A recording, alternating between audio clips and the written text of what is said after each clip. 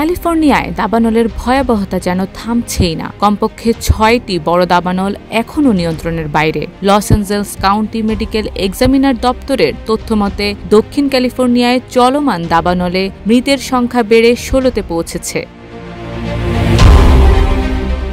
Loss অ্যাঞ্জেলসে Palisades দাবানল ভয়াবহ আকার ধারণ করেছে। প্রচণ্ড বাতাসের কারণে আগুন দ্রুত ছড়িয়ে পড়েছে।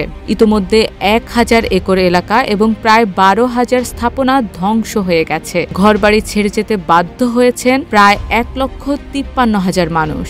সান্তা বারবারা কাউন্টিতে লেক ফায়ার ইতোমধ্যে ৩৮,০০০ একর এলাকা পুড়িয়ে ফেলেছে। তবে আশার কথা হলো নিয়ন্ত্রণে আসতে শুরু করেছে লস অ্যাঞ্জেলস কাউন্টির পূর্ব ও পশ্চিম প্রান্তের দাবানল। নিয়ন্ত্রণে এসেছে প্যালিসেডসের আগুন ৮% এবং ইটনের আগুন ৩%।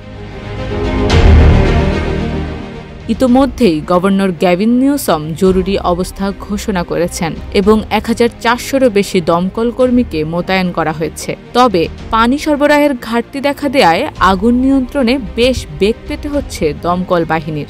এ বিষয়ে তদন্তের আহ্বান জানান গভর্নর গ্যাভিন নিউসম।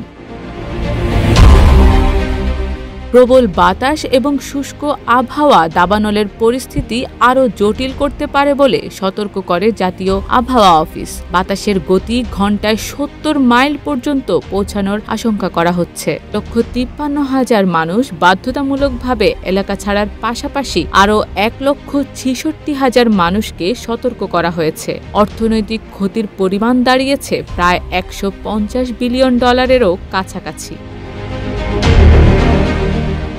দাবানলের প্রভাবে বায়ুর গুণগত মানও ভয়াবহ রূপ নিচ্ছে। ফলে বিভিন্ন জায়গায় তৈরি হতে পারে স্বাস্থ্য ঝুঁকিরও আশঙ্কা। এমন অনিশ্চিত পরিস্থিতিতে সকলের নিরাপদ আশ্রয়ে থাকা এবং নির্দিষ্ট দিক নির্দেশনা মেনে চলার বিকল্প উপায় নেই বললেই চলে।